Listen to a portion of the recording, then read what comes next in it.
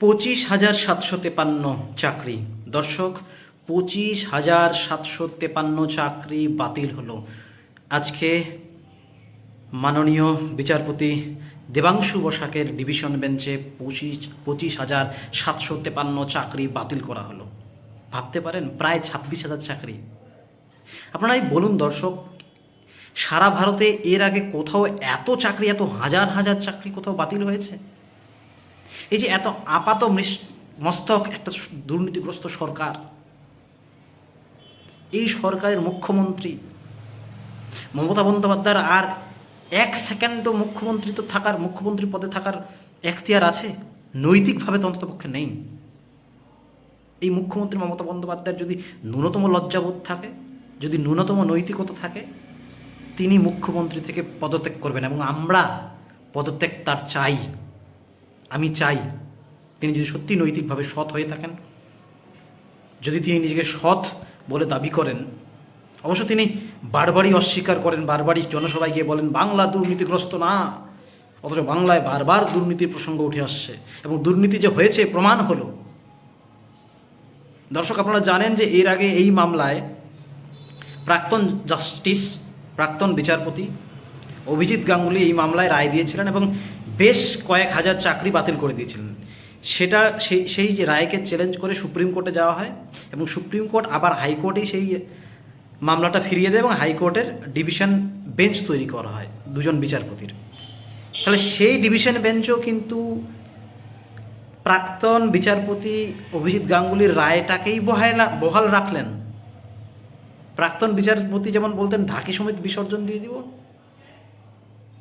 এ তো বিচারপতি দেবাংশু বসাকের যে ডিভিশন বেঞ্চে তো ঢাকি সমাজ বিসর্জন তো পুরো পেনালি বাদ করে দিলেন। এসএসসির 2016 যে নিয়োগ, গ্রুপ সি, গ্রুপ ডি, নবম, দশম এবং 11-12, একাদশ দ্বাদশ, এই যে 4টা বিভাগে যে নিয়োগ, প্রায় 25,753 পুরো চাকরি প্যানেলটাই বাতিল।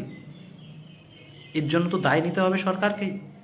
মুখ্যমন্ত্রীর তো এক সেকেন্ড, আমি আবারও বলছি, এক সেকেন্ডও আর মুখ্যমন্ত্রীর পদে থাকা উচিত না। তাকে এক সেকেন্ডও আর থাকার অধিকার নেই, তার এখতিয়ার নেই, নৈতিকভাবে অবশ্যই, যদি তিনি নিজেকে সৎ বলে মনে করেন।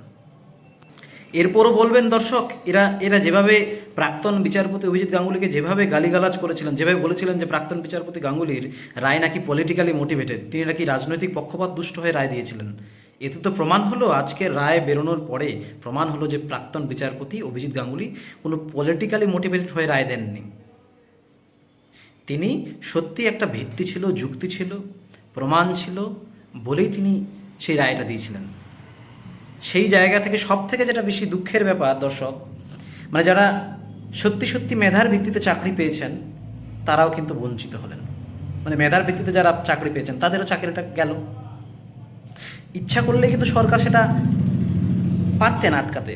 সরকারকে, এসএসসিকে সেই সুযোগটা দেওয়া হয়েছিল, কোর্টের তরফ থেকে বলা হয়েছিল কারা বেআইনিভাবে পেয়েছে আর কারা সঠিকভাবে পেয়েছে মেধার ভিত্তিতে, সেটা কোর্টকে যেন জানায় এসএসসি। সেটা জানাতে পারেনি কোর্ট। কি করে এত দুর্নীতি হয়েছে, কি করে সেখান থেকে বাছাই করে নেবে যে কে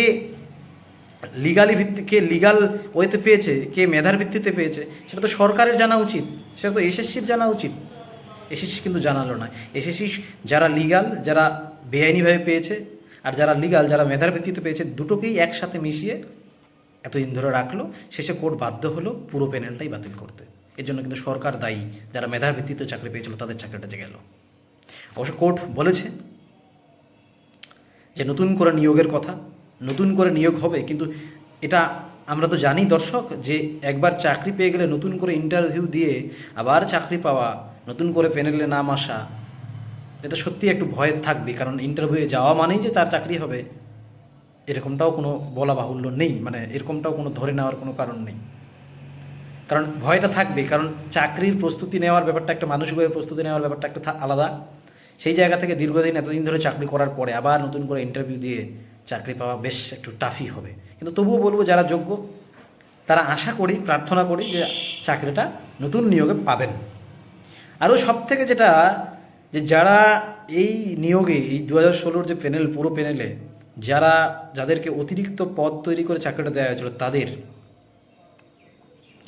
12% সুদ সহ যত টাকা পেয়েছে তার 12%, মানে মাইনে যত পেয়েছেন 12% সুদ সহ টাকা ফেরত দিতে হবে। নির্দেশ দিয়েছেন বিচারপতি যে 4 সপ্তাহের মধ্যে যারা চাকরি পেয়েছেন তাদের টাকা ফেরত দিতে হবে, আর 6 সপ্তাহের মধ্যে প্রত্যেক ডিস্ট্রিক্টে, প্রত্যেক জেলার সংশ্লিষ্ট ডিএম অথবা ডিআইরা কনফার্ম করবেন 6 সপ্তাহের মধ্যে যে টাকাটা তারা রিকভার করেছেন।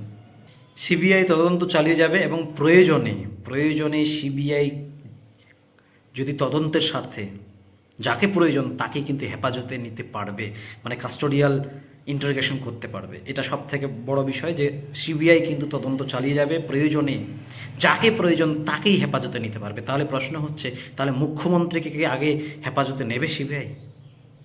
কারণ এই সরকারের আপাতমস্তক যিনি হেড উপরে, তিনি কে? মুখ্যমন্ত্রী। মুখ্যমন্ত্রী এগুলো জানেন না এরকমটা না, তিনি জানেন এবং সচেতনভাবে প্রত্যেক জনসভায় দেখা গেছে তিনি এগুলোকে আন্ডার এস্টিমেট করেছেন। আর কোন বিষয়টা তুলে ধরেছেন? কেন্দ্রীয় বঞ্চনার কথা, যে কেন্দ্রীয় বঞ্চনা হয়েছে, কিন্তু এই রাজ্যে যে এত দুর্নীতিগ্রস্ত, এত চাল চুরি, গরু চুরি, কয়লা চুরি, বালি চুরি, তারপর চাকরি চুরি, এই যে চুরিগুলো হয়েছে এগুলোকে ঢেকে দেওয়ার জন্য, এগুলোকে নন ইস্যু করার জন্য তিনি বারবার কেন্দ্রীয় বঞ্চনার বিরুদ্ধে রুখে দাঁড়িয়েছেন। কই একবারও তো তিনি স্বীকারই করেন না যে হ্যাঁ দুর্নীতি হয়েছে। তিনি বলছেন বাংলা দুর্নীতিগ্রস্ত নয়। মুখ্যমন্ত্রী, আপনি একটু আয়নায় দেখুন নিজের মুখটা, আপনার তো পদত্যাগ করা উচিত। আমি আবারও বলছি, আপনার আর নৈতিকভাবে এখতিয়ার নেই। আজকের পরেও কি আপনি প্রত্যেকটা জনসভায় গলাবাজি করবেন, চিৎকার করে বলবেন যে বাংলা দুর্নীতিগ্রস্ত নয়? আর যে সমস্ত তৃণমূলের স্পোক্সপারসন, মুখপাত্ররা টিভির পর্দায় এসে বারবার করে চিৎকার করে বলেন, তারাও কি এই দুর্নীতিগ্রস্ত, এই যে এত বড় একটা ঘটনা ঘটলো, এটাকে ডিফেন্ড করবেন? নির্লজ্জতার একটা সীমা থাকা উচিত।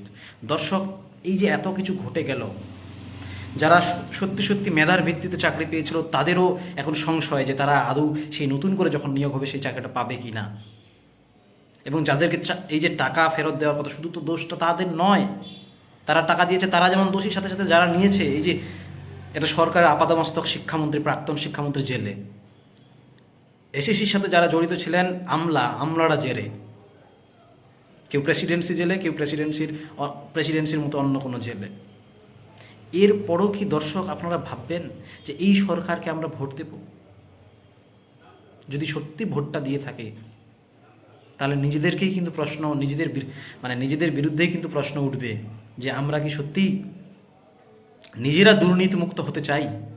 কারণ একটা আপাদমস্তক দুর্নীতিগ্রস্ত সরকারকে কি করে আর ভোট দিতে পারি? দর্শক, আপনাদের কি মতামত অবশ্যই জানাবেন কমেন্ট বক্সে। কমেন্ট বক্স খোলা রইল, আর নজর রাখবেন সঙ্গে অরবিন্দ ইউটিউব চ্যানেলে।